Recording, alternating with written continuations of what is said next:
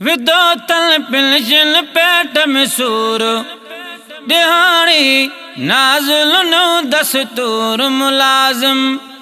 मानी अले मजबूर रिटायर थियण खां पोइ लगे थो पिनदासी रिटायर थियण खां पोइ लगे थो पिनदासी विदो थल पिनशन पेट में सूर दिहाड़ी नाज़ुल नो दस्तूर मुलाजिम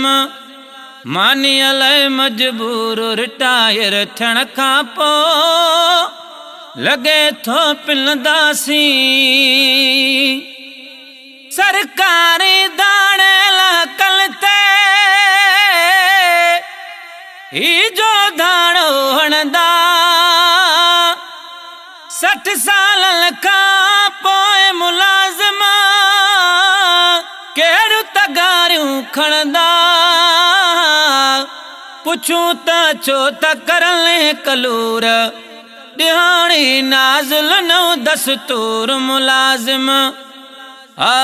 मानी अले मजबूर रिटायर थियण खां पोइ लगे थो पिनदासी विदो तल पिलशन पेट में सूर दिहाड़ी नाज़ुल नो दस्तूर मुलाजिम मानी अले मजबूर रिटायर थियण खां पोइ लगे थो पिनदासी कामोरा कम वींदा पटेल ओ सणबिल सीटन वारा नंढड़ी नौकरी वारा मरी विया काॾ वञनि वीचारा घणाई हलण चलण खां चूर दिहाड़ी नाज़ुल नो दस्तूर मुलाजिम मानी अले मजबूर रिटायर थियण खां पोइ लगे थो पिनदासी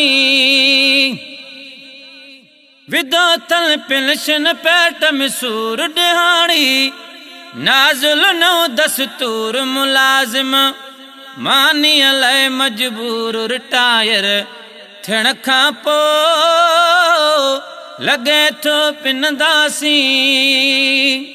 अज़मी चए एहसास करियो को मिसकीननि जे बचन ते आज़मी चए एहसास कयो को मिसकीननि जे बचन ते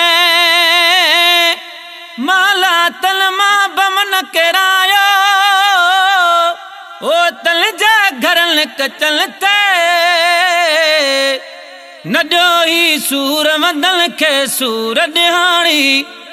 नाज़ुल नो दस्तूर मुलाजिम मानी अले मजबूर रिटायर थियण खां पोइ लगे थो पिनदासी विदो तल पिलशन पेट में सूर दिहाड़ी नाज़ुल नो दस्तूर मुलाजिम मानी अले मजबूर रिटायर थियण खां पोइ लगे थो पिनदासी।